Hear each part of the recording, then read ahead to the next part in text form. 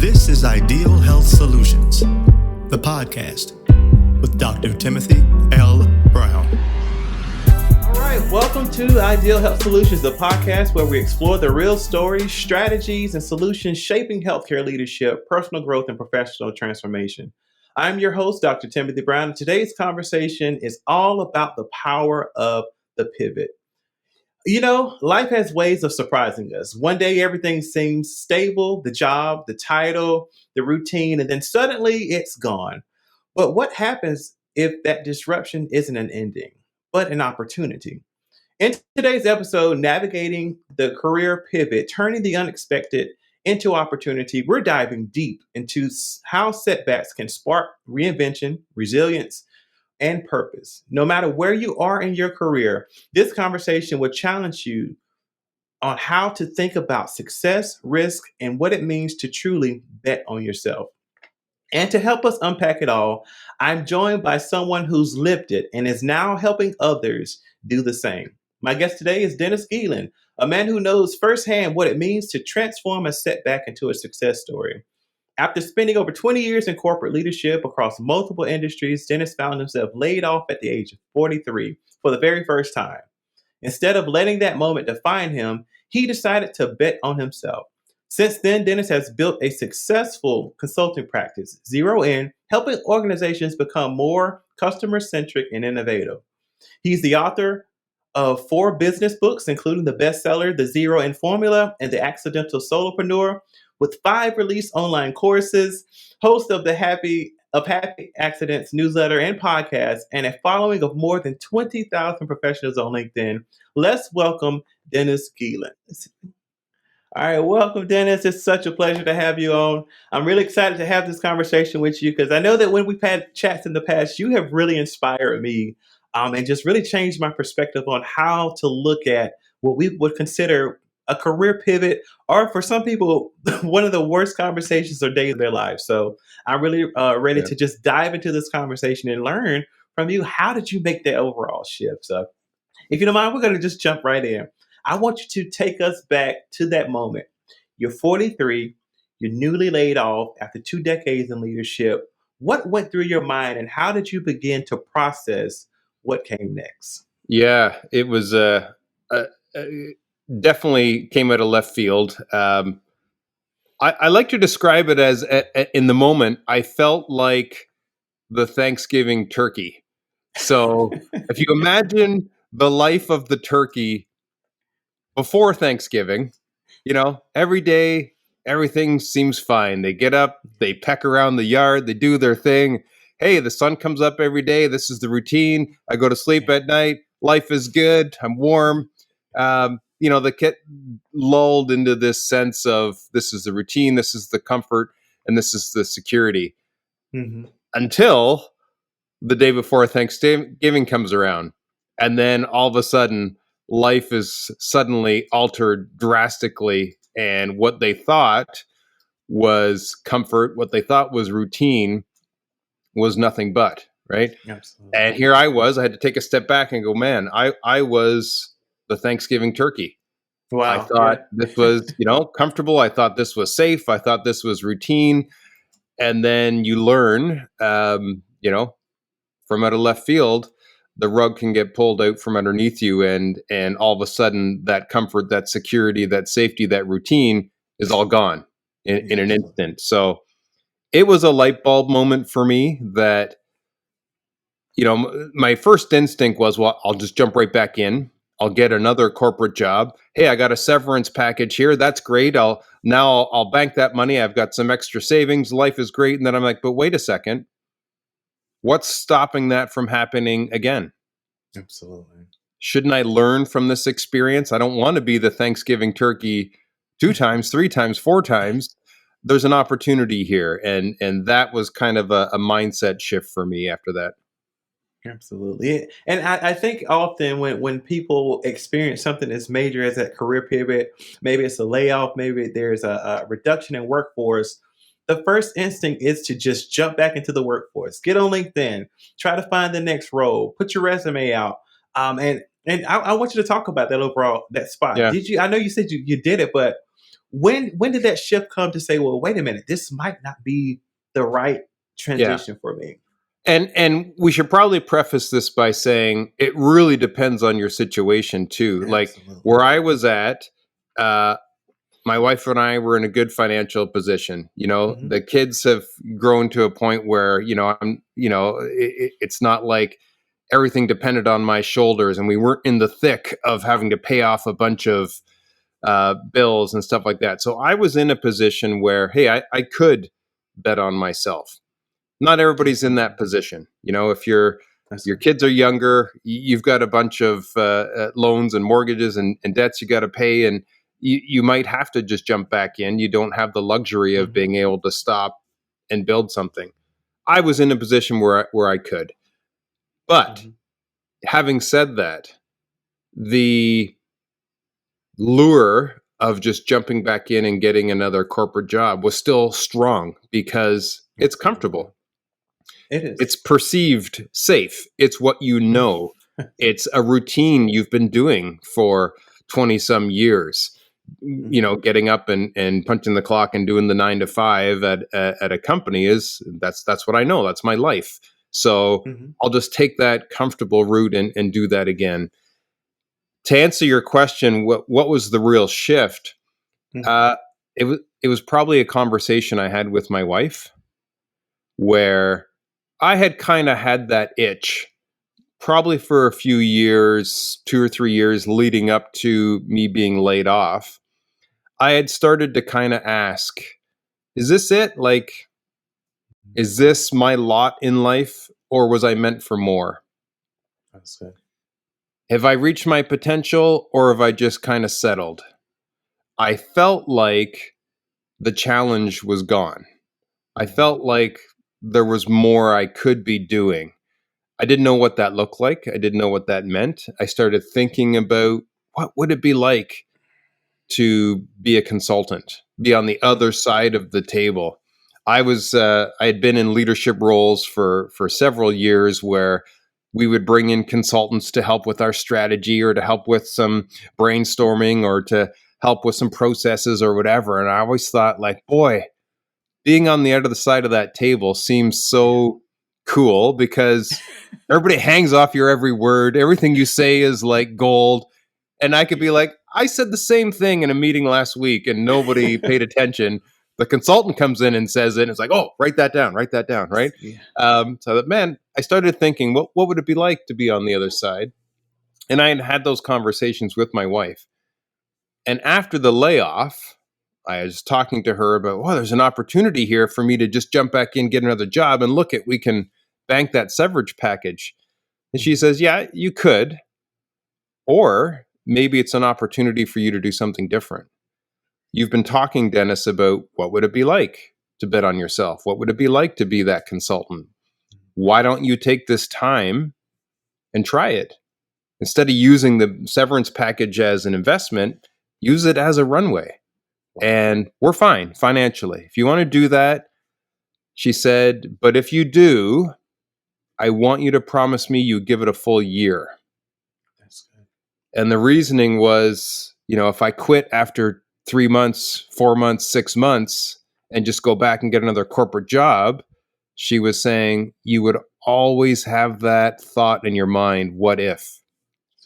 What if I actually had given it a full chance? What would that have been like? And she's like, Dennis, I don't want you to have that regret. I don't want you to have those questions. So give it a full year. And after a year, if you decide, no, this isn't for me, no, this isn't working, no, I don't like this, I'm not enjoying it, then you can say, okay, I gave it a full shot, and you won't ever have that regret of what if. But if it works, boy, you'll be so glad you actually gave it the chance it needed. And that was 7 years ago. So wow. I'm glad I listened to her. I'm glad she put that bug in my ear, and I'm glad she gave me the support and the motivation I needed. And I'm very thankful that I was in a position where I could do that. And I know not everybody is in that position. You mentioned something. I really appreciate you sharing that portion of your story, but you mentioned two things that I think are very pivotal in the event that something like this may happen. And number one, I think the biggest thing is prepare in advance. because you never know when a pivot will come. You never know when a layoff will come in such unstable times that we're currently in. I love how you said we were financially set, which means that there was some preparation prior to this event happening, whether that was having a savings plan, Yeah. and building out some type of prep so that you have enough finances to cover. Now, like you said, not everyone is able to do that, and we totally understand. However, what I always tell all of my mentees when I'm working with them is that prepare as if there is some major event coming, so that if that does happen, my father used to say, prepare for the rain to come. If that does happen, you're not caught off guard. You're not completely just standing in the rain getting wet. You have an umbrella that would at least allow you to be able to move forward. So 100%. I think that's very smart. And then the second thing I want to talk about is you mentioned that support. Your wife being that for you. Talk about that a little bit. How important is it to have that support that can help encourage you make those leap of faith, if you want to call it? Oh, it's massive. And I think a lot of people either don't get started or quit early because they don't have that support, because it is hard. It's hard.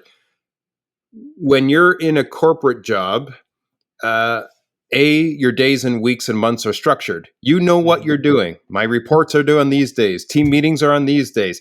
You don't have to plan so much what you have to do.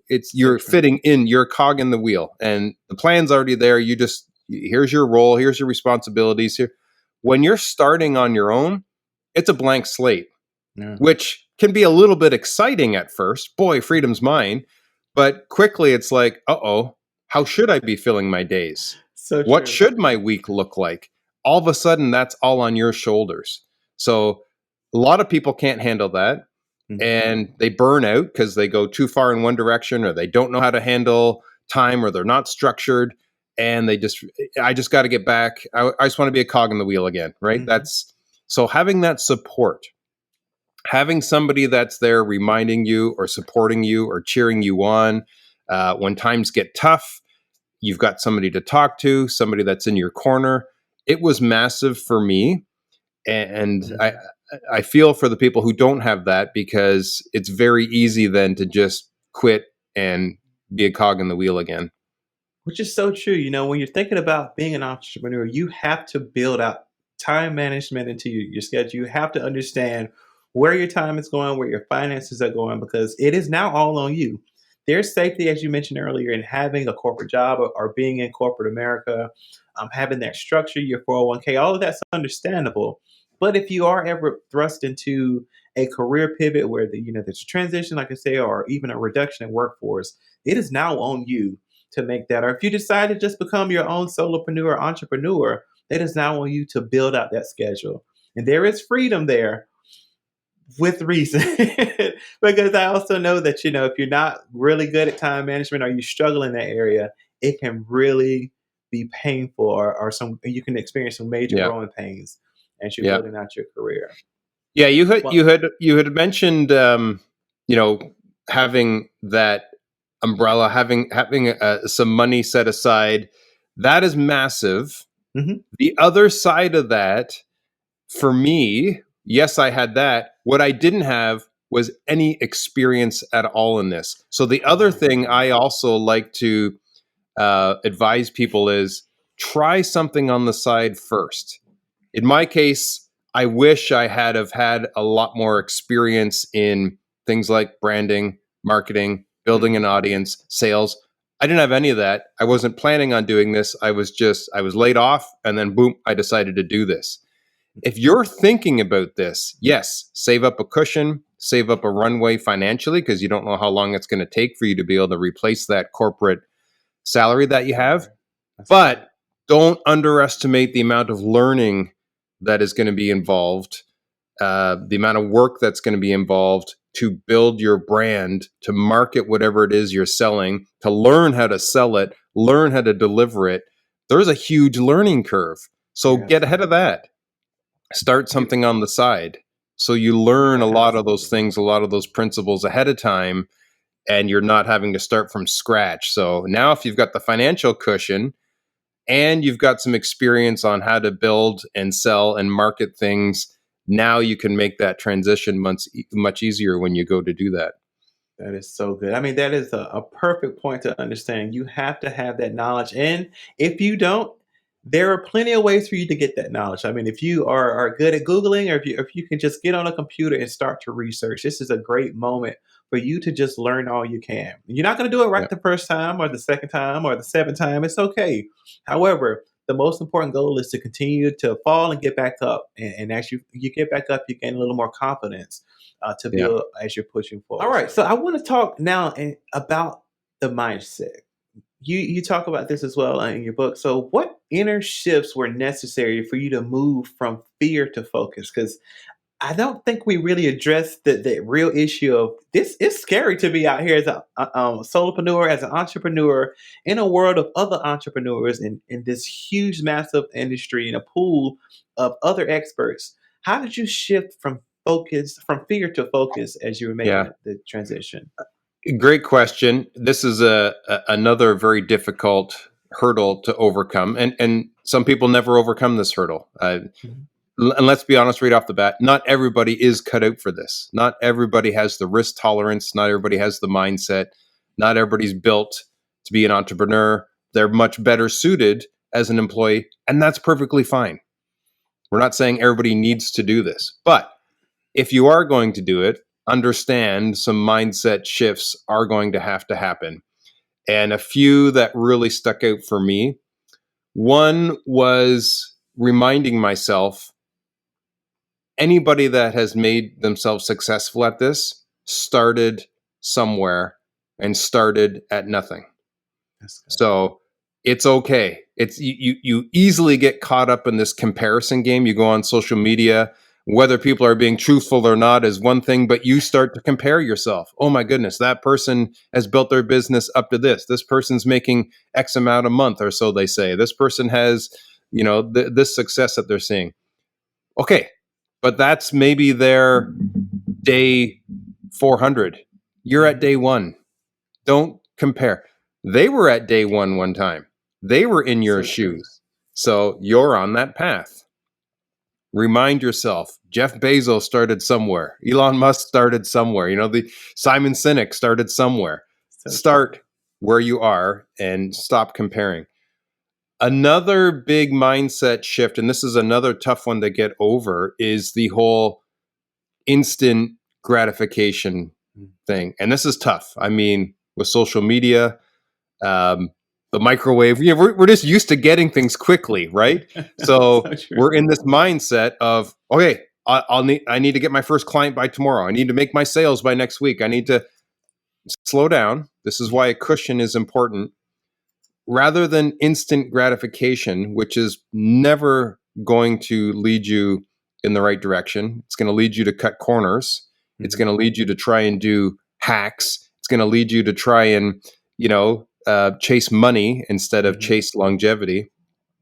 Instead of instant gratification, you want to, as much as you can, train your mindset for delayed gratification. I want to plant the seeds. I want to do the things today properly that are going to reap a harvest a year from now. And that can be tough. But if we've learned anything through, all kinds of different research, look at the marshmallow test that they did with, those kids back in whatever it was, the 60s or 70s. They put if you're not familiar, audience, they got these kids in a room and they put a marshmallow in front of them and said, okay, we're going to leave the room. Don't eat the marshmallow. If you don't eat the marshmallow, when we come back, we'll give you a second marshmallow. If you eat the marshmallow now, it's gone. And they watched these kids. And the kids, some of them were tempted, but didn't eat the marshmallow. Some of them couldn't wait 5 seconds. After the person left the room, the marshmallow's gone. And then they followed those kids for like the next 20 years of their lives to kind of see how did their lives play out. And what they found was the kids that displayed delayed gratification, they knew that if I just waited 5 more minutes, I'll get a second marshmallow and now I'll have 2. Those kids that displayed that delayed gratification went on to have better grades, better relationships, better jobs. And they deduced from that, boy, if you are a victim of instant gratification, I can't wait, I just need to get my fix now, you're never going to really get ahead in life in all those different areas. Wow. If you can display delayed gratification, you're going to be much more successful. So back to our conversation about starting out as an entrepreneur or solopreneur, having that delayed gratification mindset. No, I'm not going to just chase a client that I know is not going to be good for me. No, I'm not going to, use this salesy hack to try and make as many sales as I can. I'm going to do this the right way. I'm going to build my business on proper foundation, on proper values, on proper marketing, and it is going to pay off in the long run. Absolutely. That's amazing. Thank you so much for sharing that information. I mean, it really is about understanding that mental. If you can get past that, or if you can at least start to build a stronger mindset set of delayed gratification, knowing how to kind of build yourself up if you fail, if you have to make that shift in focus, you can actually do this. And like you said, it did not necessarily become an entrepreneur, but sometimes it is just making the shift of maybe a career change, of stepping out to move forward, go for that promotion across the board for yourself. So I appreciate you for sharing that information around that mindset. I want to shift gears with you a little bit and talk about your books. You've written many books, you built successful platforms, and you've coached entrepreneurs. What advice do you have for someone considering their own next chapter? Yeah, books have been huge for me. When I first was laid off, I started up eventually my consulting company, Zero In. That's a business to business consulting. I was coming in, helping companies with strategy, with innovation, with customer experience, so on. And what I found was, I was one in a sea of many. So first thing I had to do was, I need to come up with my own proprietary process or framework or whatever. What is it that is different about me and how I do it? If I just bill myself as a strategy consultant, okay, well, there's a million of strategy consultants out there. I needed to come up with my own proprietary. So I came up with the Zero In formula. This is a formula for how to make your company more customer centric and innovative. And here's the steps. Here's the process. I did it with a bunch of companies. I got a bunch of testimonials. It was working. The framework was validated. What I found then was, boy, if you could have that in a book, having a book behind your name that's got your proprietary framework in it just takes it to that next level. You're now solidifying your credentials or your credibility.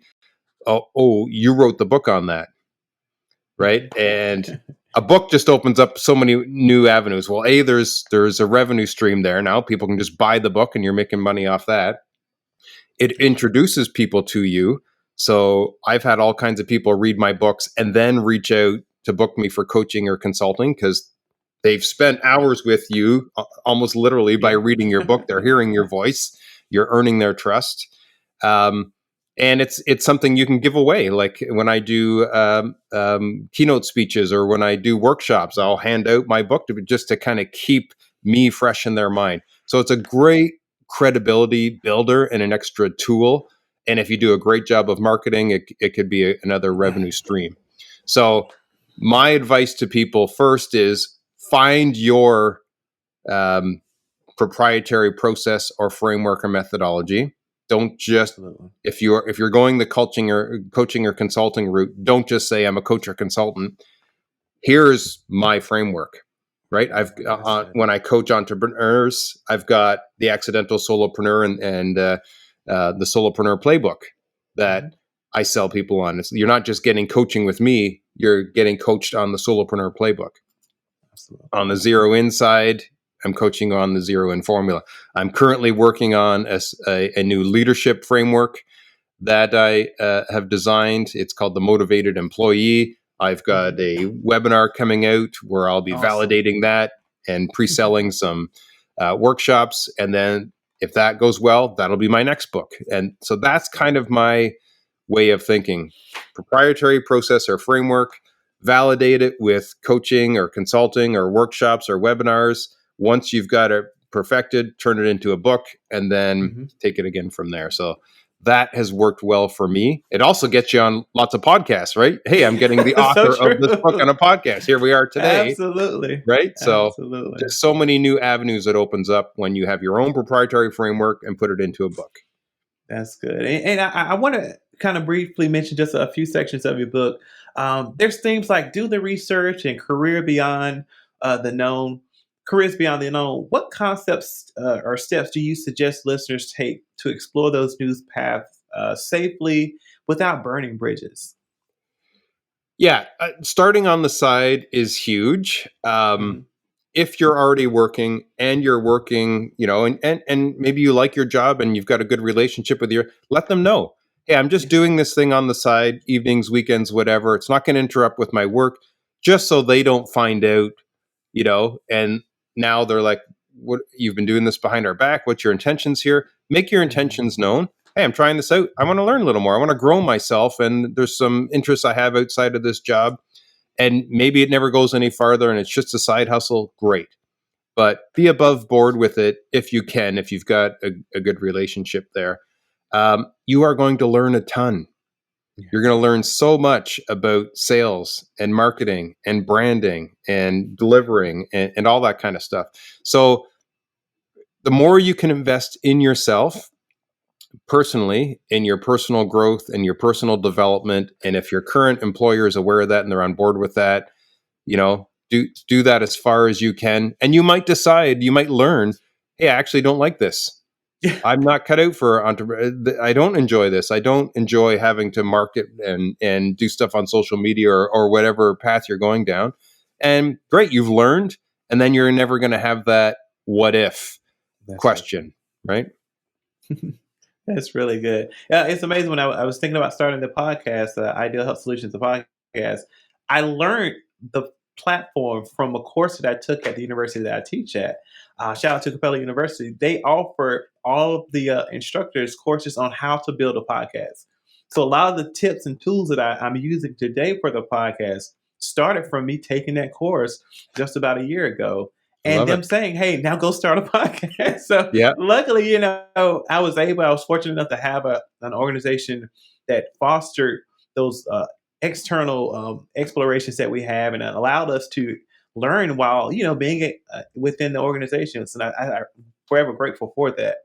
Yeah. And Yeah. then two, just being able to just step out and say, maybe this isn't what I want to do. Maybe this is what I want to do. But having that freedom and flexibility, Yeah. if you have that in your organization currently, take advantage of it. There's plenty Yeah. of educational dollars that are I know hundreds of millions of dollars left on the table each year for educational expenses that uh, employees don't use. So I Yeah. want to always encourage you, if you get educational dollars, utilize those every year to ensure that you're learning some new skills and you're building your overall portfolio Yeah. in your And if you're success. a leader and you're listening to this podcast, you might be thinking to yourself, but what if we spend all this money and invest in these people and they leave? Yeah. And there's that old saying, it goes something like the CFO says to the CEO, well, what if we invest in all of our employees and then they build themselves up and then they leave? And the CEO responds and says, what if we don't invest in them and they They stay? stay. Right? I love it. As a leader, you Yeah. cannot expect that all of your employees are just going to stay at your company for the next 50 years, right? Yeah. But they're bound to stay longer if they see that you invest in them, and they're going to be better employees because you invest in them. So You're so true. change your mindset. I want to be a leader that invests in my people. And if they spread their wings and they grow on to bigger, better things, amazing. You've done a great job as a leader. You've led them there. So don't Absolutely. begrudge them personal growth. Don't begrudge them learning. Don't begrudge them outgrowing your company. Much better to invest in them and have them be happy, successful, motivated, efficient, productive employees while they're there than them feel like they're being underprivileged and underserved and then leaving somewhere else. So That is so true. That fear of leadership that your employee is going to leave. I was always a leader when I was leading in corporate America. I said, hey, I'm going to push all of my employees. I can remember a time, I think I had 9 direct reports, and I think 7 of them were currently in school. getting maybe a master's degree or going after their nursing degree. And I was really pushing them. I had one that went after his law degree. He's a very successful lawyer now. And it's just because I wanted to see each of them grow into where they want to go. They didn't want to hold anyone back. And it's because of that that allows each and every one to find their it thing, their niche in their life, and they're able to be successful. So Yeah. I employ all leaders. If you have employees that want to learn and grow, foster that learning, foster that growth. They may leave, but they won't go far. They may be able to Yeah. transition into areas that can continue to help Yeah. others. Now, And, you know, the and as an podcast. employee, you're going to appreciate that company a lot more. You're going to appreciate that leader a lot more, and you're probably going to stay a little longer and be a more happy, productive employee because you see, wow, they actually care about me and my personal growth and my personal development. That's absolutely true. That goes to that employee morale. If you have employees that just don't feel like they're really doing it, talk to them, find out what they're passionate about, and then foster that overall passion within the overall work field. And you'll see a change and transition in how they show up, how they present themselves, how the overall team morale continues to boost forward. That's a major point. Thanks, Dennis, for that. So I have just a few more questions, and I'm going to let you go. I know we've been talking for just over 30 minutes, but I want to ask you a few questions because you know the podcast is about ideal health solutions, and many of our listeners are in the healthcare industry, and this industry is shifting fast. So, what lessons from your pivot could we apply to navigating maybe disruptions, mergers, or even organizational change? Yeah, things are changing fast. I mean, even before AI came along in the last few years, technology was changing so rapidly. I think I heard a stat that, the amount of change that we saw in the last 10, 15 years quadruples what we saw in the previous 100 years before that. It's just Yeah. changing so fast. So what does that mean? What does that mean for you guys in the health industry? Well, as we talked off the start, we can get lulled into this comfort zone, That's right? so I said I felt like the Thanksgiving chicken. We as humans are wired so much for comfort, for routine, that we can naturally rebel against change. It's inevitable. You have to take a step back and say, this is where things are going. Mhm.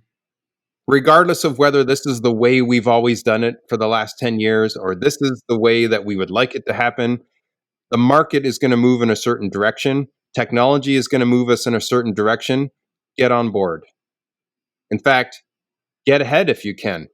Start testing these things out. How can we utilize these things to create a better experience for our clients, for our patients, for our customers? What does that look like? How can we get ahead of that curve and show that, no, we're not resisting this change. We're going to help be a part of it, but in a positive way. So I think if we can have that mindset of change happens, pivots happen, let's get on board and not resist it, we're going to be much better off as an organization, as an industry as a whole. I totally agree. Yeah, and I'm glad you mentioned AI because I had my last question was going to be around AI. We know this is the age of AI, and it is here and it's here to stay.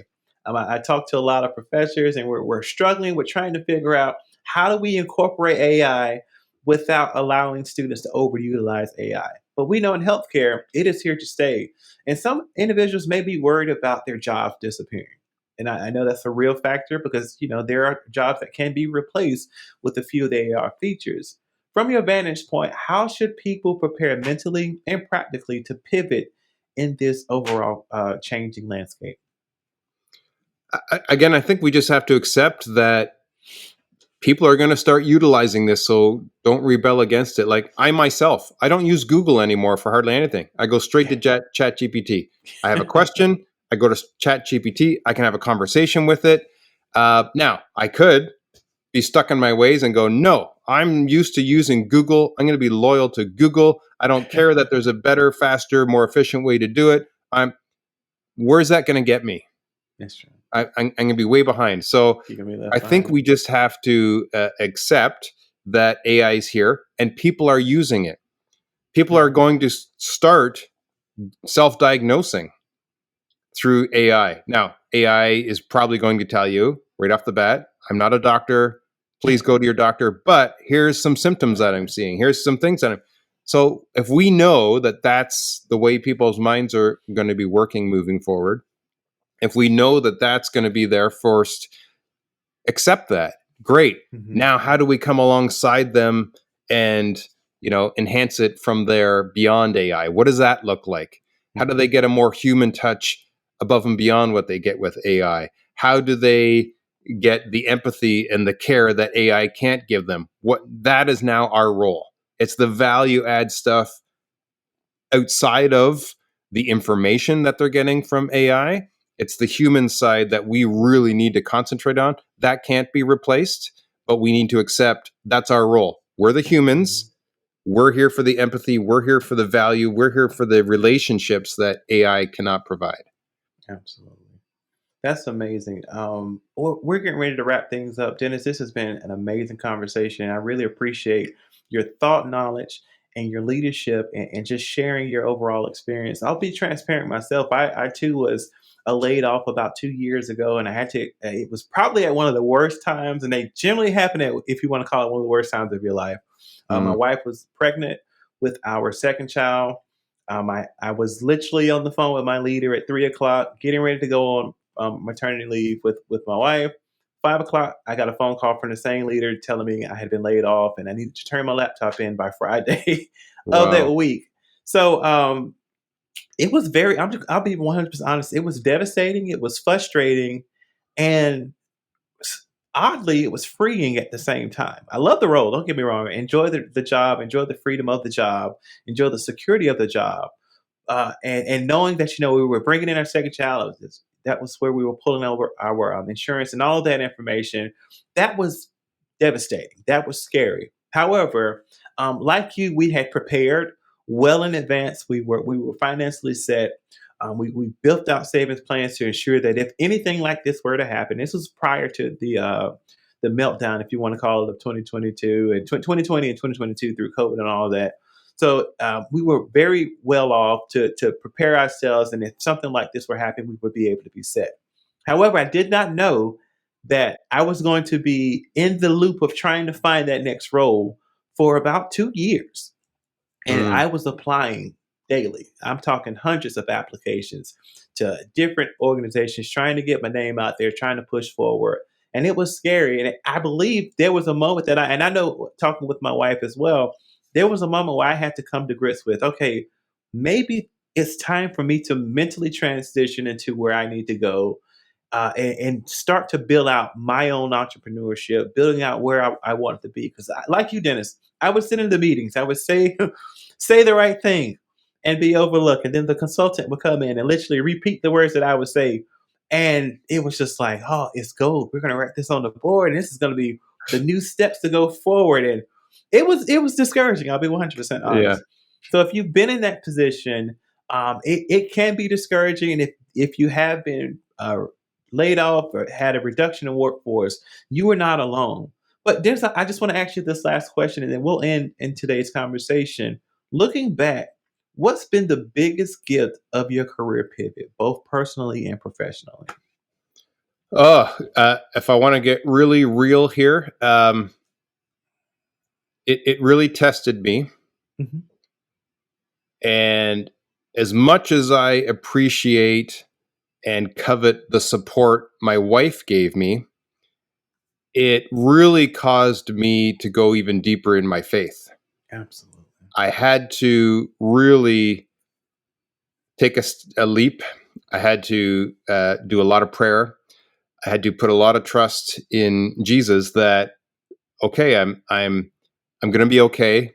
Mm-hmm. He's going to guide me. However this turns out, whatever the result is, he's not going to let me fail completely. My life's not going to go into complete shambles. I'm not going to end up homeless. I'm going to have the faith of a mustard seed here. And as he tells us, you got that, you can move mountains. Well, I'm not looking to move mountains. I'm just looking to try something here.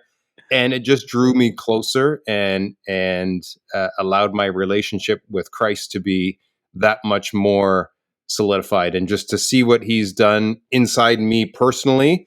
I'm not even talking business. I'm not talking any of that. Just what he's done for me personally. I can see that, yes, he wanted me to go through this. He wanted to challenge me. He wanted me to grow as a man and as a person. And I'm so thankful that that has been a result for me as well. That is huge. I tell anyone I owe God everything for how He sustained us through this period. It was difficult. There were nights I cried. There were nights I was frustrated. There were nights where I was just like, okay, I want to give up. But He consistently continued to encourage me and show me the way, and He got us through it. And now on the other side, looking back, I'm like, I had a lot more time to spend with my family. I was there for I've been there for every day of my daughter's life, and just being able to just be dad. And that's one of the things I prayed for before we had children. God, I don't want to be the father that's out the house and never being able just to stay with my kids. I'm like soccer dad now. I'm like, take my girls walking every day. My daughter's homeschooled. I'm getting them dressed every morning. I'm here. I'm an active father. And that's something that I really look forward to. And I'm grateful that it didn't come the way that I thought it would, but I'm so grateful that it came the way that God allowed it to happen. So I'm really, that's amazing to see. Love it. Well, look, I know I've taken up a lot of your time today, Dennis. This has been amazing. Please share with our audience where they can see you, what's coming up. I know you mentioned this earlier, some of the things that you have coming. How can they get your book?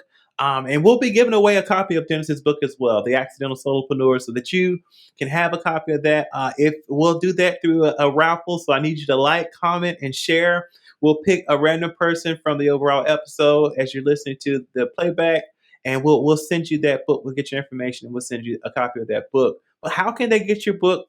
How can they see you? Where can they get in contact with you guys? Yeah, probably the easiest is just to go to my personal website. It's just dennisgeelen.me. And there, that one is more geared towards other solopreneurs. So that's where I talk about my journey of being laid off and what I had to do. I've got all kinds of free articles on there where you can learn about how to get started, everything I've learned about things like branding and marketing and sales and scaling and mindset, a lot of the different stuff we talked on today. You can see my courses, what I offer there for coaching. But then on there, you'll also see a link to my Zero In website, which is Zero In Consulting. And if you're more a business leader and you want to see what I offer there, go to the Zero In Consulting website. Right now, I'm focused on putting together a new leadership framework, I think I mentioned. So another proprietary framework, how to keep your high performers motivated. And it's all about designing, making sure that you've designed a work environment and specifically work for your high performers that keeps them interested, challenged, and motivated. So if they find their work interesting, if they find their work challenging, if they find it rewarding, they're going to stay and they're going to continue to be top performers. So I've got a webinar coming up on that, and then I'll be offering workshops on that. So between those two websites, you can find my books, my courses, and anything else you need to know about me or how to get in touch with me directly. So. Absolutely. Well, look, like again, this has been amazing. Thank you so much for just being transparent with us. This conversation has been really powerful. I think what resonates most with me is how you turn what could have been a moment of defeat into a blueprint for reinvention. Your story reminds us that the unexpected doesn't have to derail us. It can really redefine us.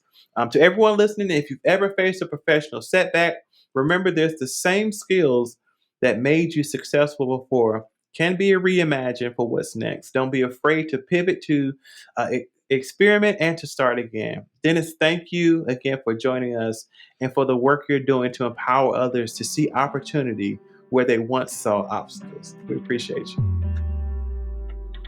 If you enjoyed today's episode, be sure to follow Ideal Health Solutions, the podcast, wherever you listen. You can also connect with me on LinkedIn for more insights on leadership, health, and transformation. And definitely check out Dennis's book and his Happy Accidents podcast. Links are in the show notes below. Until next time, stay inspired, stay focused, and remember, even in uncertainty, there's opportunity.